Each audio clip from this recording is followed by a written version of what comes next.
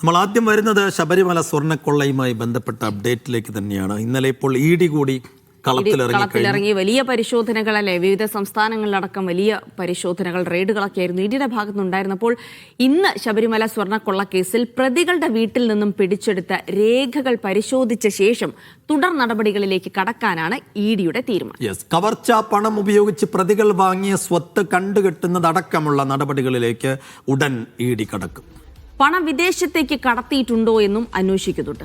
Devaswom board ആസ്ഥാനത്തടക്കം 21 ഇടങ്ങളിലായിരുന്നു ED കഴിഞ്ഞ ദിവസം raid നടത്തിയത്. അപ്പോൾ വിവരങ്ങൾക്കായി പോകാം. നിതിൻ സേവ്യർ ഉണ്ട് വിവരങ്ങൾ നൽകാനായി. നിതിൻ, അങ്ങനെ ശബരിമല സ്വർണ്ണക്കൊള്ളയുമായി ബന്ധപ്പെട്ട് അതിന്റെ സാമ്പത്തിക ആസൂത്രണവുമായി ബന്ധപ്പെട്ടുള്ള അന്വേഷണങ്ങളൊക്കെ നടക്കുമ്പോൾ ഇഡി കൂടി വളരെ സജീവമായി തന്നെ കളത്തിൽ ഇറങ്ങിയിട്ടുണ്ട്. എന്തായാലും നിരവധി ഇടങ്ങളിൽ റെയ്ഡ് നടത്തി പിടിച്ചെടുത്ത രേഖകൾ പരിശോധിച്ച ശേഷമായിരിക്കും ഇനി മുന്നോട്ടുള്ള നീക്കം. ഇനി എവിടങ്ങളിലൊക്കെ പരിശോധന നടത്തുമെന്നുള്ള കാര്യത്തിലൊക്കെ ഒരു തീരുമാനം ഉണ്ടാവുക. എന്തായാലും കേസുമായി ബന്ധപ്പെട്ട് ഇഡിയുടെ ഇപ്പോഴത്തെ ഇടപെടൽ എത്രത്തോളം നിർണായകമാണ്, ഇനി എന്തൊക്കെ നടക്കാനിരിക്കുന്നു ഇതുമായി ബന്ധപ്പെട്ട് നിതിൻ?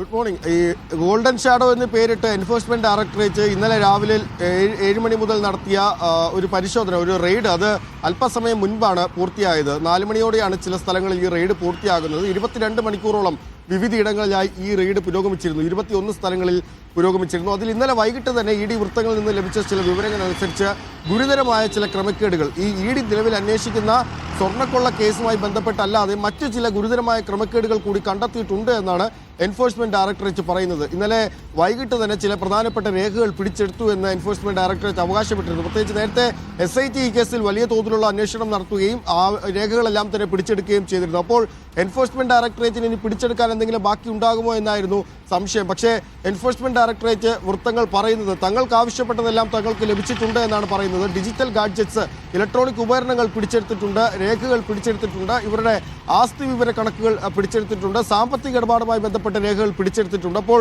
ഇവയെല്ലാം തന്നെ ക്രോഡീകരിച്ച് ഇതിൽ നിന്നും ഇത് പരിശോധിച്ച ശേഷമായിരിക്കും ഇനി തുടർ നടപടികളിലേക്ക് കടക്കുന്ന കാര്യം എൻഫോഴ്സ്മെന്റ് ഡയറക്ടറേറ്റ് തീരുമാനിക്കുക. പ്രത്യേകിച്ച് എൻഫോഴ്സ്മെന്റ് ഡയറക്ടറേറ്റ് നടത്തിയ പരിശോധനയിൽ കണ്ടെത്തിയ മറ്റൊരു പ്രധാനപ്പെട്ട കാര്യം, ഈ ശബരിമലയുമായി ബന്ധപ്പെട്ട് 2 പ്രധാനപ്പെട്ട കാര്യങ്ങൾ കണ്ടെത്തിയിട്ടുണ്ട്. അതായത് ഒന്ന്, ശബരിമലയിലേക്ക് കണക്കില്ലാത്ത സംഭാവനകൾ എത്തിയിട്ടുണ്ട്. ഈ സംഭാവനകളൊന്നും തന്നെ കൃത്യമായി രേഖപ്പെടുത്തിയിട്ടില്ല.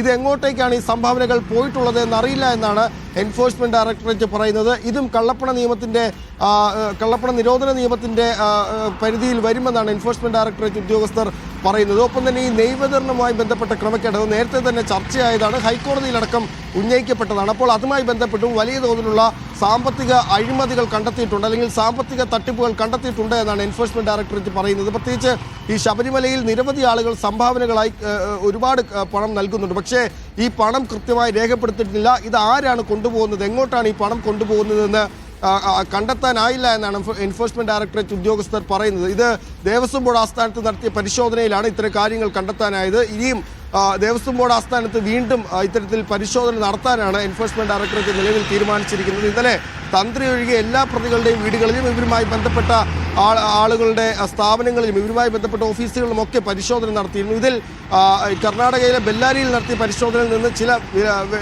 വളരെ പ്രധാനപ്പെട്ട രേഖകൾ പിടിച്ചെടുത്തു എന്നാണ് പറയുന്നത്. സ്മാർട്ട് ക്രിയേഷൻസിൽ നിന്നും ഇത്തരത്തിൽ രേഖകൾ പിടിച്ചെടുത്തു എന്ന് എൻഫോഴ്സ്മെന്റ് ഡയറക്ടറേറ്റ് പറയുന്നുണ്ട്. ഏതായാലും ഇനി ഈ രേഖകൾ പരിശോധിച്ച ശേഷമായിരിക്കും ഈ പ്രതികളുടെ സ്വത്ത് കണ്ടുകെട്ടുന്ന അടക്കമുള്ള നടപടികളിലേക്ക് എൻഫോഴ്സ്മെന്റ് ഡയറക്ടറേറ്റ് കടക്കുക. ഒപ്പം തന്നെ ഈ പണം ഉപയോഗിച്ച് ഇവർ വാങ്ങിച്ചിട്ടുള്ള കാര്യങ്ങൾ, അത് വസ്തുക്കളുണ്ടാകാം, മറ്റ് സ്വത്തുക്കളുണ്ടാകാം, പണം എവിടെയെങ്കിലും നിക്ഷേപിച്ചിട്ടുണ്ടാകാം, ഇതൊക്കെ എൻഫോഴ്സ്മെന്റ് ഡയറക്ടറേറ്റിന് കണ്ടെത്തേണ്ടതുണ്ട്. ഒപ്പം തന്നെ ഇവർ ഈ പണം വിദേശത്തേക്ക് കടത്തിയിട്ടുണ്ടോ എന്ന കാര്യം കണ്ടെത്തേണ്ടതുണ്ട്. അപ്പോൾ അത്തരം പരിശോധനകളിലേക്ക് കടക്കാനാണ് നിലവിൽ എൻഫോഴ്സ്മെന്റ് ഡയറക്ടറേറ്റ് തീരുമാനിച്ചിരിക്കുന്നത്. ഇതിൽ ECIR രജിസ്റ്റർ ചെയ്തതിനു ശേഷമുള്ള ആദ്യ നടപടിയായിട്ടാണ് ഇന്നലെ ഈ ഗോൾഡൻ ഷാഡോ എന്ന പേരിൽ ഒരു പരിശോധന എൻഫോഴ്സ്മെന്റ് ഡയറക്ടറേറ്റ് നടത്തിയത്. ഈ കേസിൽ നിലവിൽ പ്രതികളായിട്ടുള്ള SIT അന്വേഷണത്തിൽ പ്രതികളായിട്ടുള്ള മുഴുവൻ ആളുകളെയും കേസിൽ പ്രതി ചേർക്കാനാണ് ഇപ്പോൾ ഇഡിയും തീരുമാനിച്ചിരിക്കുന്നത്. ഒപ്പം ചെന്ന് ഇവർ കൂടാതെ മറ്റു ചിലരെ കൂടി പ്രതികളാക്കാനും തീരുമാനിച്ചിട്ടുണ്ട്. പക്ഷേ തന്ത്രിയുടെ കാര്യത്തിൽ ഇഡി ഒന്നും വിട്ടുപറയുന്നില്ല. തന്ത്രി എന്തുകൊണ്ട് റെയ്ഡിൽ നിന്ന് ഒഴിവാക്കി എന്ന കാര്യവും പറയുന്നില്ല. പ്രത്യേകിച്ച്